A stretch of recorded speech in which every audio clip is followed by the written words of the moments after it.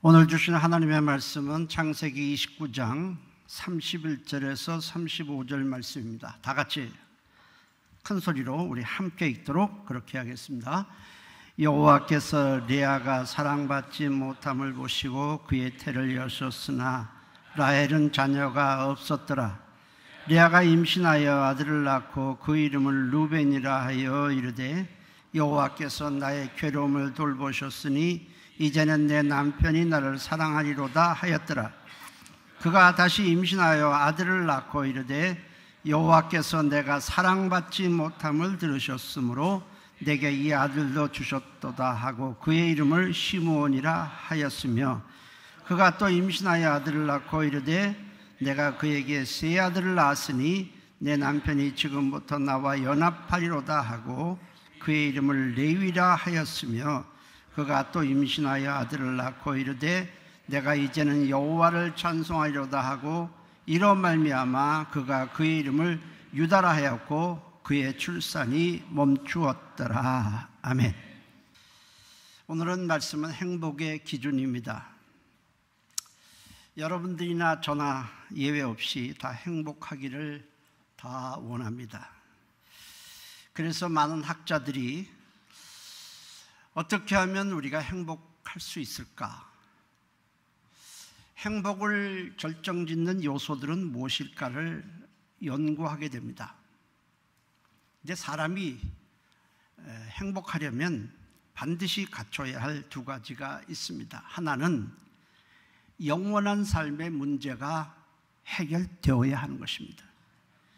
왜냐하면 인간은 영적 존재로 육체의 죽음으로 모든 것이 끝나는 것이 아니고 그 위에 영원한 삶이 있기 때문에 그렇습니다.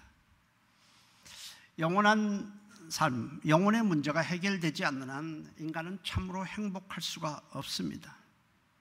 내세를 부인한다 해도 사람은 영혼이 있기에 본질적으로 영혼을 사모하게 돼 있습니다. 전도서 3장 11절에 사람들에게는 영혼을 사모하는 마음을 주셨느니라 했습니다. 영혼의 문제가 해결되어야 되고 또 하나는 하나님과 연결되어 있어야 합니다. 왜냐하면 하나님은 행복의 근원이시고 모든 행복은 하나님으로부터 나오고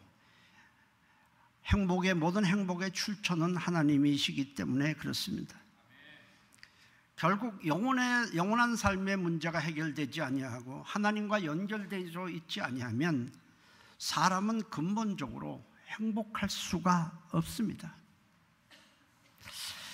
많은 학자들이 행복을 결정짓는 요소에 대해서 연구한 후에 얻은 결론은 여러 가지가 있지만 크게 두 가지가 있습니다. 첫째는 어떤 일이나 문제가 발생했을 때 그 문제 자체보다, 그 일 자체보다 그것에 우리가 어떻게 반응하느냐에 따라서 행복할 수도 있고 불행할 수도 있다는 것입니다. 행복과 불행이 그 상황이나 일 자체보다도 거기에 우리가 어떻게 반응하느냐에 따라서 달라진다는 것입니다. 똑같은 문제이지만 어떤 사람은 좀 긍정적으로 생각하고 그 문제에 잘 반응함으로 인해 행복을 누리는 반면에 어떤 사람은 그것을 부정적으로 생각하고 안 좋게 반응함으로 행복을 누리지 못한다는 겁니다. 결국 문제 자체보다도 그 문제에 어떻게 내가 반응하느냐가 중요하다는 사실입니다. 또 하나는 사랑입니다. 사람은 누구나 사랑을 먹고 사는 존재이기 때문에 사랑이 결핍되면 행복하지 못합니다. 사랑은 행복을 누리는 데 있어서 매우 중요한 요소입니다. 특별히 사회적으로 활동이 제한되어 있던 고대 여인들에게 있어서 남편으로부터의 사랑은 더욱 그러했습니다. 오늘 읽은 본문에는 레아라는 한 여인이 등장을 합니다. 그런데 이 레아는 외모가 아름답지 못하고 게다가 시력까지 나빴습니다. 창세기 29장 17절에 보면 레아는 시력이 약하고 동생 라헬은 곱고 아리따웠다 이렇게 기록을 하고 있습니다. 외모도 그런 데다가 시력까지 나쁘면 어떻게 될까요? 저도 이렇게 안경을 이렇게 벗고 그러면 잘 안 보이잖아요. 그러면 초점을 맞추기 위해서 상을 찡그리게 돼요. 제가 한번 해볼게요. 전부 여자들이 지금 미인으로 보이거든요. 예, 멀리 떨어지는 게 다 미인인데 한 사람을 제가 째려보면 아니네. 예, 미인이 아닙니다. 그러니까 초점을 맞추기 위해서 상을 찡그리게 돼요.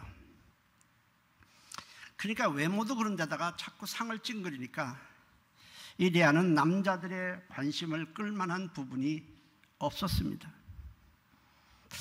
그러던 어느 날 아주 잘생기고 젊은 청년 야곱이 자기 집에 왔습니다. 이 야곱과는 고종 사촌지간이지만은 멀리 떨어져서 살았기 때문에 지금까지 대면해 본 적이 없었습니다. 당시에는 사촌끼리 얼마든지 결혼이 가능했습니다. 근데 야곱이 왔는데 자기에게는 눈길도 주지 않고 예쁘게 생긴 동생 라헬에게만 자꾸 쳐다봅니다. 거기에만 마음이 꽂혀 있는 거예요. 그리고 야곱은 그 라헬을 사랑해서, 예쁘고 아리따운 라헬을 사랑해서 그걸 아내로 삼기 위해 지참금, 신부에게 지불할 지참금 대신에 7년간 무임금으로 일을 하게 됩니다. 드디어 7년이 끝나자 이제 라헬을 얻게 됐죠, 아내로. 그런데 신혼 첫날 밤에 이 아버지, 외삼촌인데 라반이 라헬이 아니라 좀 외모가 좀 그렇고 시력도 나쁜 레아에게 면사표를 씌워서 그 방으로 들여보냈습니다. 레아가 불쌍도 하고 이러다간 시집도 못 가겠다 싶어서 외삼촌이 술을 쓴 것입니다. 뭐 그러나 지금 같으면 어림없죠. 면사표 벗어 그러면 끝나는 거예요. 밤도 또 전등이 있으니까 화나잖아요. 어쨌든 컴컴한 방에서 하룻밤을 지낸 후에 야곱이 아침에 떡 보니까 라헬이 아니라 레아입니다. 그러자 외삼촌에게 가서 왜 자기를 속였냐며 따지게 됩니다. 창세기 29장 25절에 보니까 야곱이 아침에 보니 레아라 라반에게 이르되 외삼촌이 어찌하여 내게 이같이 행하셨나이까? 내가 라헬을 위하여 외삼촌을 섬기지 아니하였나이까? 외삼촌이 나를 속이시면 어찌함이니까? 그러나 어떤 일은 벌어졌어요. 여기서부터 이 레아라는 여인의 불행이 시작이 됩니다. 야곱은 그것으로 끝나는 것이 아니라 다시 7년을 무임금으로 인해서 라헬을 아내로 삼게 됩니다. 부인이 둘이 생겼는데, 근데 야곱은 레아는 뒷전이고 라헬에게만 마음이 머물러 있습니다. 그게 얼마나 불행해요. 그런 레아가 불행한 여인으로 끝나지 않고 이 레아가 낳은 아들인 유다를 통해서 메시아가 오셨고, 믿음의 조상인 아브라함과 이삭이 묻힌 막벨라 굴에 묻히는 영광을 얻었습니다. 아브라함과 이삭과 같은 반열이라 그런 얘기예요. 그런 영광을 얻었습니다. 자, 이미 일어난 일은 바꿀 수 없지만은 그것을 어떻게 반응하느냐에 따라서 불행할 수도 있고 행복으로 바뀔 수도 있다는 사실을 보여줍니다. 레아는 어떻게 이 자신의 불행을 넘어서 행복한 여인이 될 수 있었을까 오늘 살펴보려고 합니다. 핵심은 레아가 자신의 문제를 하나님께 가지고 나아갔다는 것입니다. 그녀는 나아가서 하나님께 호소를 합니다. 사실 호소할 것이 하나님 외에는 없었습니다. 부모에게 나를 왜 이런 모양으로 낳느냐 말해봤자 소용도 없고, 남편에게 말해봤자 남편은 마음이 돌아오질 않습니다. 그렇다고 해서 자신을 변화시킬 수도 없습니다. 요즘 같으면 좀 성형을 통해서 외모를 좀 바꾸기도 하고, 눈이 이르면은 멋진 선글라스를 아주 멋있는 안경을 써서 돋보이게도 할 수 있겠지만은 당시에는 그럴 수도 없었습니다. 자, 이럴 경우에 보통은 자신을 학대하거나 자신을 낳아준 부모를 원망하거나 또는 폭력적이 되기도 합니다. 레아는 라헬만 바라보는 야곱의 눈빛을 보면서 얼마나 마음이 괴로웠겠습니까? 사회생활도 할 수 없고 맨날 그 남편만 바라보는 그 시대에 있어서 얼마나 힘들었겠습니까? 그러나 레아는 라헬과 경쟁해서 이길 수 있는 경쟁력이 전혀 없었습니다. 희망이 없어요. 그러나 레아는 하나님께 나아가서 호소하는 과정을 통해서 훌륭한 믿음의 여인이 되었고 행복한 여인이 되었습니다. 반면 라헬은 외모가 빼어났고 남편의 사랑을 독차지하고 있었지만 자식이 없었어요. 언니 레아는 외모도 신통치 않은데 아들을 쑥쑥 잘났는데 자기에게는 자식이 없었습니다. 그래서 남편에게 화를 막 내고 쏟아붓습니다. 창세기 30장 1절 2절에 라헬이 자기 애가 야곱에게서 아들을 낳지 못함을 보고 그의 언니를 시기하여 야곱에게 이르되 내게 자식을 낳게 하라. 그렇지 아니하면 내가 죽겠노라. 참 말도 좀 험악하죠. 죽겠다는 거예요. 야곱이 라헬에게 성을 내어 이르되 그대를 임신하지 못하게 하신 이는 하나님이시니 내가 하나님을 대신하겠냐 하면서 라헬을 책망을 합니다. 어쨌든 라헬은 외모도 좋고 다 아름다웠지만 자식을 놓지 못하는 것을 남편 탓으로 돌리는 것을 보면 라헬은 예쁘긴 하지만 화도 많고 질투도 상당했다는 것을 볼 수 있습니다. 그렇지만 하나님은 라헬을 어떻든 불쌍히 여겨서 훗날 아들을 낳게 합니다. 그래서 요셉을 낳고 그 다음에 라헬은 둘째인 베냐민을 낳다가 일찍 죽음으로 짧은 인생을 살았습니다. 자, 레아가 자신의 괴로움 때문에 하나님께 나가서 기도했을 때 하나님은 레아의 기도를 들으시고 응답하시고 역사하셨습니다. 우리는 수많은 문제에 봉착을 하게 되는데 문제가 있었을 때 누가 나의 진정한 도움이 될 것인가를 생각을 해야 합니다. 레아처럼 하나님께 문제를 가지고 나아가면 하나님이 도와주시고 하나님께서 그를 축복하실 것입니다. 그런 사람이 지혜로운 사람이고 믿음의 사람입니다. 레아가 간구했을 때 하나님은 레아를 불쌍히 여기시고 레아의 태를 열어주셨습니다. 창세기 29장 31절에 여호와께서 레아가 사랑받지 못함을 보시고 남편의 사랑을 받지 못함을 보시고 그의 태를 여셨으나 라고 했습니다. 드디어 이제 레아가 아들을 잉태했습니다. 그리고 아들을 낳고 나서는 그 이름을 루벤이라고 이름을 짓습니다. 성경에 보면 이스라엘 백성들은 그 이름에 굉장히 큰 의미를 두고 있는 것을 우리가 살펴볼 수 있습니다. 레아는 루벤이라고 아들을 이름이라고 줬는데 이 루벤이라는 보라 아들이라는 뜻입니다. 내가 이제 이 가문에 야곱의 장자를 낳았으니 남편이 마음이 자기에게 돌아올 것이라고 확신하면서 이렇게 이름을 지은 것입니다. 첫째 아들 이름이 루벤입니다. 창세기 29장 32절입니다. 함께 우리 읽어보도록 하겠습니다. 레아가 임신하여 아들을 낳고 그 이름을 루벤이라 하며 이르되 여호와께서 나의 괴로움을 돌보셨으니 이제는 내 남편이 나를 사랑하리로다. 아니 장자를 낳았으니 이제는 나를 사랑할 수밖에 없을 것이다 라고 생각해서 아들의 이름을 루벤이라고 줬습니다. 우리나라에도 그렇지만은 예전엔 그랬죠. 이스라엘 사람들이 장자에 거는 기대는 매우 크기 때문에 레아는 자기가 이 가문의 장자를 낳았으니 남편이 자기에게로 돌아올 것이라고 확신을 했습니다. 그렇지만 문제는 해결되지 않았습니다. 아들 낳는 건 낳고 장자를 낳는 건 낳은 것이고 야곱은 전혀 요동이 없습니다. 그리고 자기에게 돌아오지 않았습니다. 그러나 레아는 거기서 주저앉지 않고 하나님께 나아가서 다시 부르짖습니다. 그러자 하나님은 레아의 기도를 또 들으시고 또 아들을 주셨는데, 이번에 레아는 그 둘째 아들의 이름을 시므온이라고 짓습니다. 시므온이라는 것은 들으심이라는 뜻입니다. 창세기 29장 33절입니다.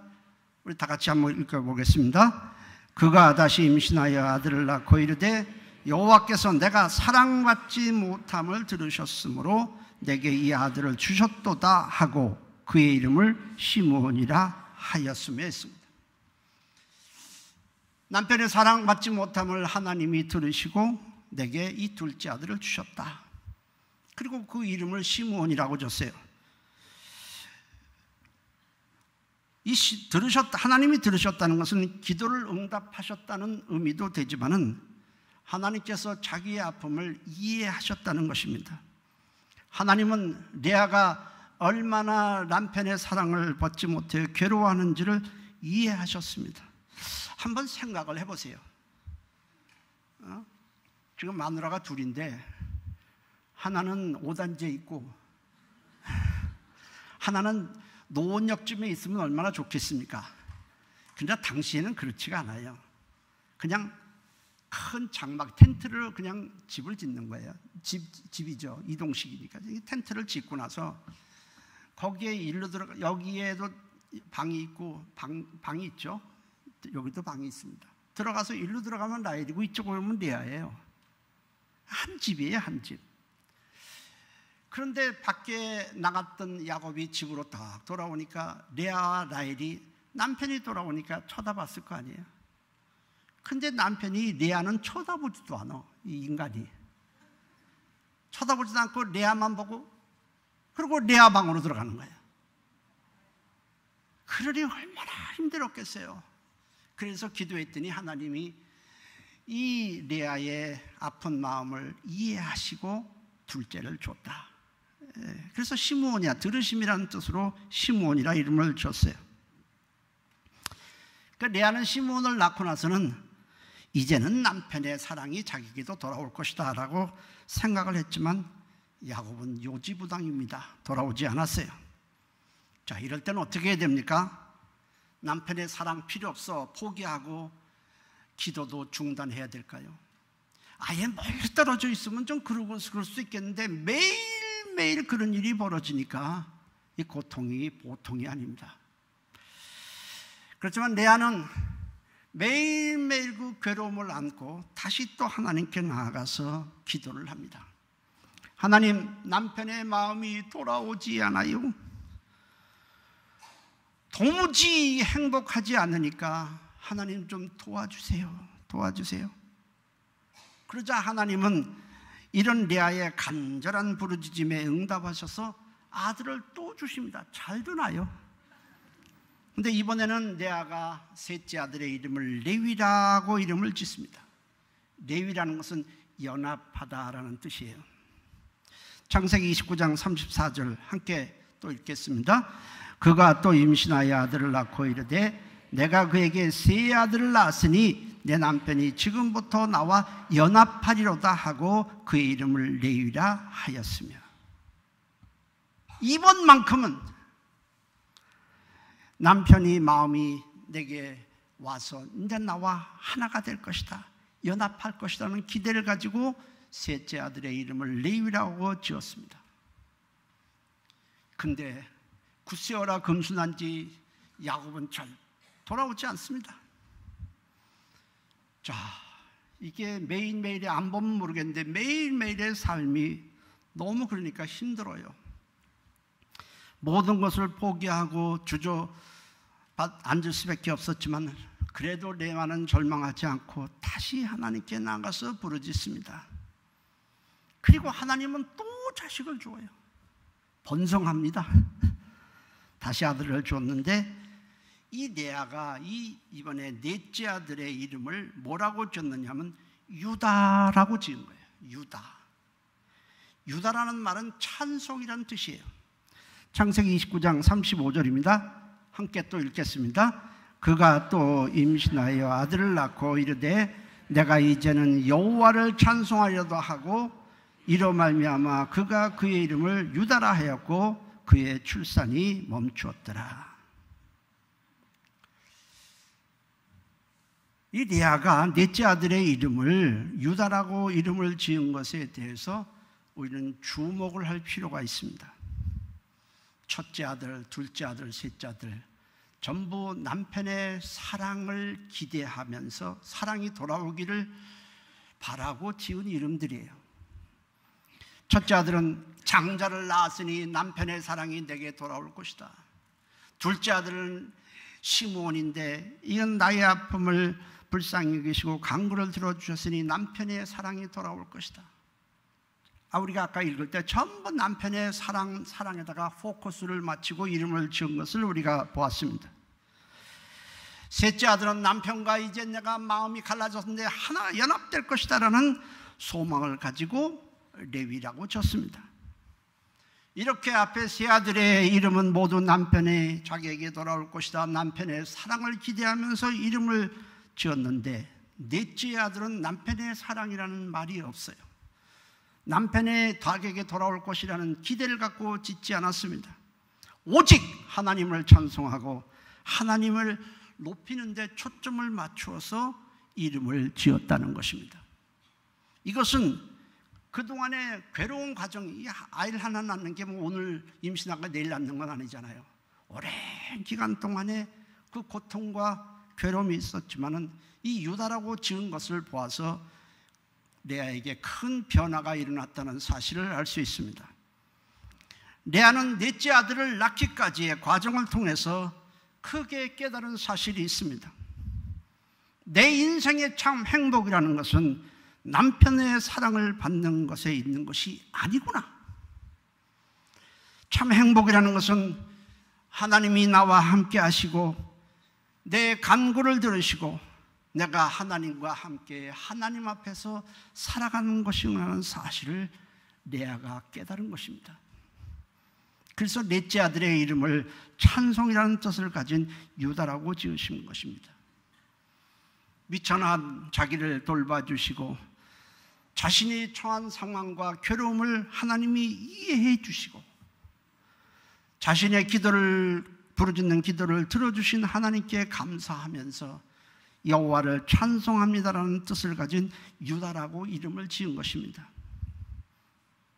레아의 중심이, 행복의 중심이 사람이도 아니고 남편도 아니고 주변 사람도 아니고 하나님께로 중심이 이동한 것입니다.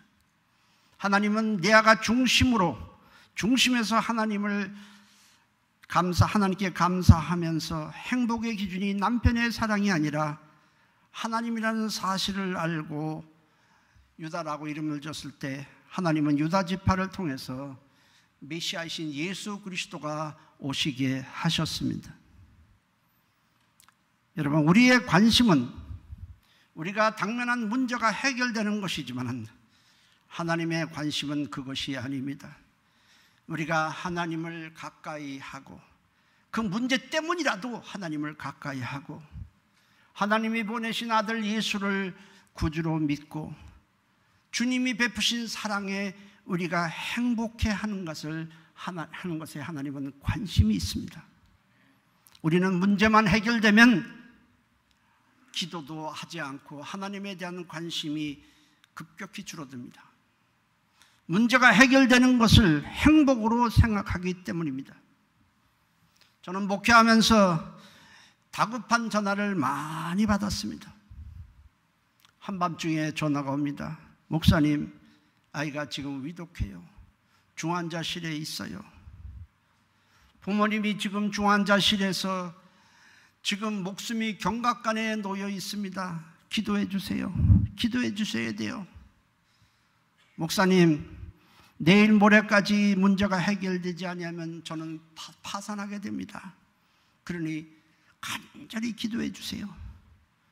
그래서 어떤 때는 늦은 밤에 밤 1시에 제가 멀리 중환자실에까지 찾아가서 면회가 안 된다고 하는 걸 어떻게 해서 면회하고 가서 기도해 주고 다시 와서 새벽 기도를 한 적도 여러 번 있습니다.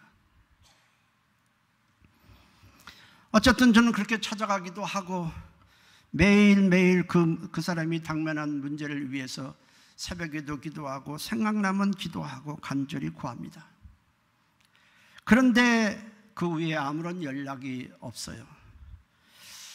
그래서 전화를 할까 말까 하다가 어떻게 되었나 궁금해서 전화를 해봅니다. 어떻게 되었어요? 아, 목사님, 그거 벌써 해결이 됐어요.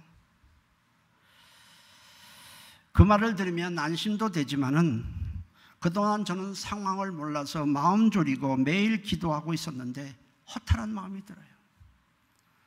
어떻게 그렇게 좀 전화 한 통이라도 해줬으면 내가 안심이, 전 마음을 놓지 못하고 계속 끌어안고 기도했는데 아, 그거 벌써 해결됐어요. 이러면 너무 허전해요.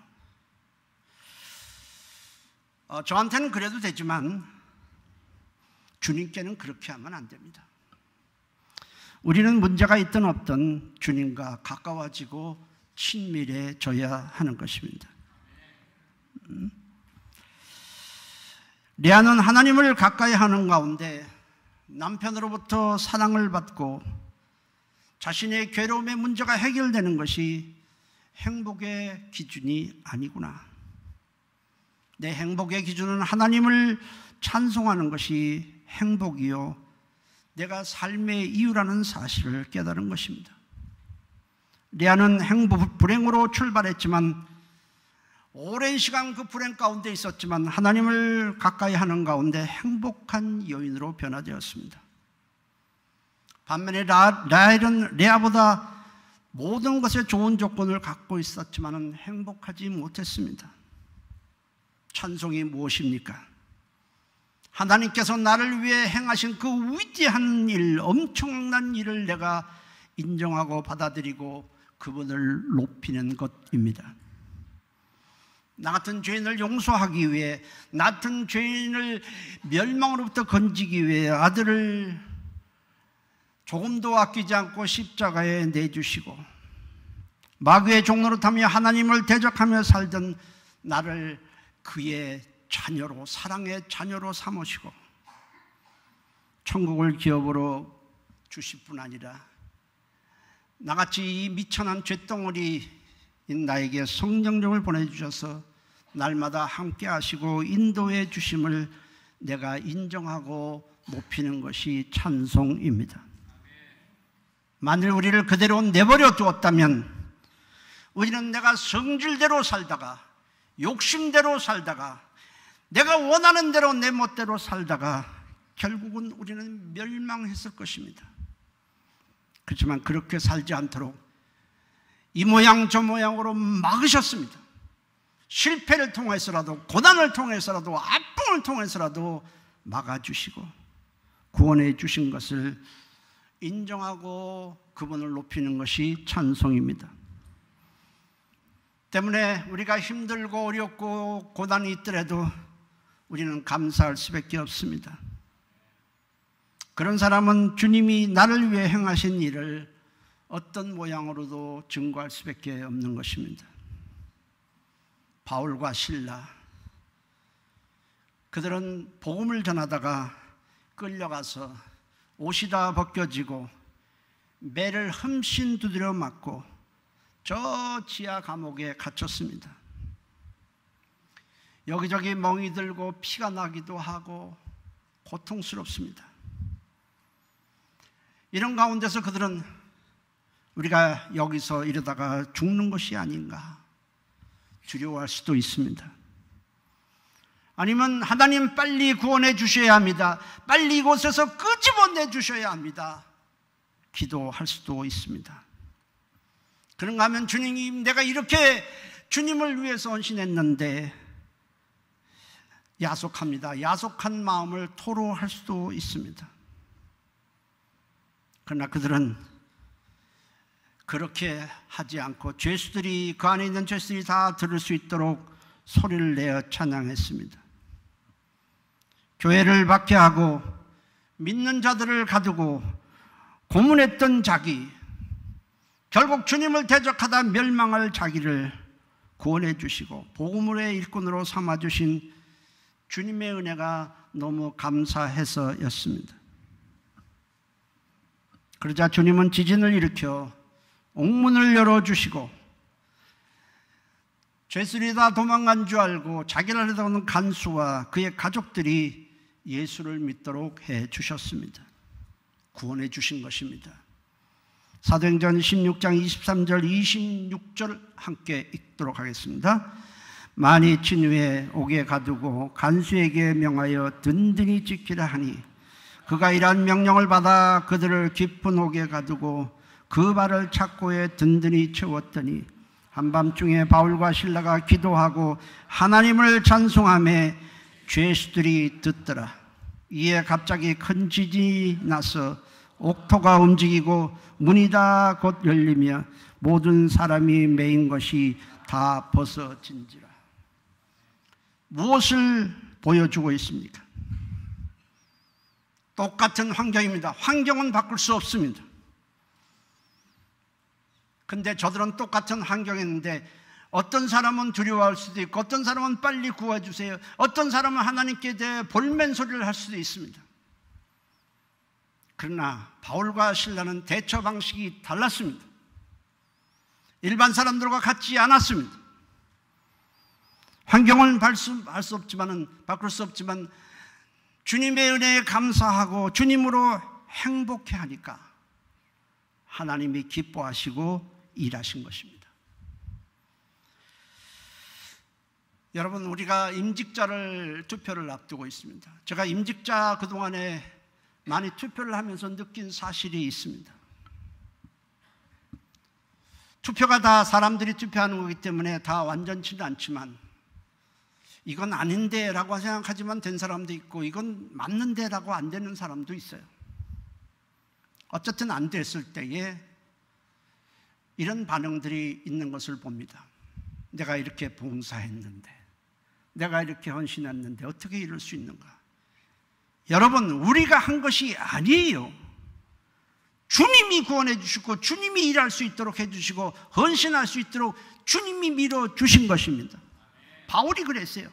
내가 모든 사도보다 더 열심히 일했지만 내가 한 것이 아니라 그랬습니다. 내가 아니라 나와 함께 하신 하나님의 은혜라고 그랬어요. 그런데 그렇게 반응을 하지 않는 걸 볼 수 있습니다. 바울은 감옥에서 내가 이렇게 했는데라고 주님께, 내가 복음을 전한다가 이렇게 됐으니 주님께서 도와주셔야 한다고 항변하지 않았습니다. 똑같은 환경이고 똑같은 문제에 봉착했지만 바울과 실라의 선택은 매우 탁월했습니다. 오히려 그들은 그 안에서 하나님의 은혜를 생각하고 행복해했고 하나님도 행복해했고 하나님이 일하셨습니다. 여러분들의 행복의 기준은 무엇입니까? 돈일 수도 있고 자식일 수도 있고 남편일 수도 있고 아내일 수도 있고 세상 성공일 수도 있지만은 그것들은 잠시 만족은 주지만 참 행복은 될 수 없습니다. 참 행복이라는 것은 나를 사랑해서 나를 영원한 멸망에서 구원해 주신 주님을 사랑하고 주님과 사랑의 교제를 하는 것입니다. 레아는 남편의 사랑을 받지 못해서 누구보다도 불행하다고 생각을 했지만 하나님께서 자기를 사랑하시고 자기 보잘것없는 자기의 기도에 응답해 주시고 자기의 아프고 괴로운 마음을 이해해 주시니 이것이 참 행복이라는 사실을 알고 찬송했을 때에 하나님이 리아의 인생을 바꿔주신 것처럼 우리가 주님 때문에 행복한 자라는 사실을 알고 감사하면 하나님께서 우리 인생을 아름답게 해 주실 것입니다. 우리는 주님을 섬길 수 있음에 감사하고 오늘 내가 세상을 떠나면 주님과 함께 천국에서 주님과 함께 쉬고 영광을 누릴 것에 대해서 감사해야 합니다. 힘들고 어려운 일은 누구에게나 있습니다. 아프고 답답하고 짜증나고 염려거리는 항상 우리가 세상에 사는 동안에 없는 사람은 없습니다. 그렇지만은 우리가 주님의 은혜를 생각해서 주님 때문에 행복해서 찬송하면 주님께서 이길 힘을 주시고 도와주실 것입니다. 시편 37편 4절에도 여호와를 기뻐하라, 여호와로 행복해하라, 그리하면 네 마음의 소원을 이루어 주시리라 했습니다. 우리의 참 행복은 예수님입니다. 예수님을 나의 참 행복의 기준으로 삼고 찬송하는 삶이 되시기를 주의 이름으로 축복합니다. 우리 다 같이 고백해 볼까요? 나는 주님 때문에 행복한 사람입니다. 기도하겠습니다. 하나님, 똑같은 상황에 놓여 있어도 누구는 행복하고 누구는 불행합니다. 하나님, 행복한 사람으로 살아가게 도와주세요. 주변을 보면 우리의 마음을 우울하게 하고 답답하게 할 일이 쌓였습니다. 그 가운데서 주님으로 기뻐하고 찬송하는 삶이 되게 도와주세요. 다 같이 한 목소리로 기도합니다. 살아계신 하나님, 고맙습니다.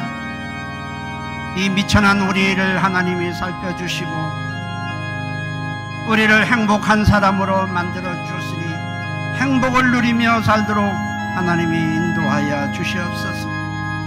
미천하고 보잘것없이 그냥 살다가 우리는 그저 버려질 그런 보잘것없는 인생이었지만은 주님이 우리를 살려주셨습니다. 주님을 찬송하고 주님이 일할 수 있도록 도와주시니 그것도 감사합니다. 평생 주님을께 감사하고 찬송하는 삶이 되도록 하나님이 인도하시고 역사해 주시옵소서. 우리 성도들이 행복하며 이 말씀 붙잡고 한 주간도 행복한 삶을 살 수 있도록 인도해 주시옵소서. 예수님의 이름으로 기도했습니다. 고맙습니다.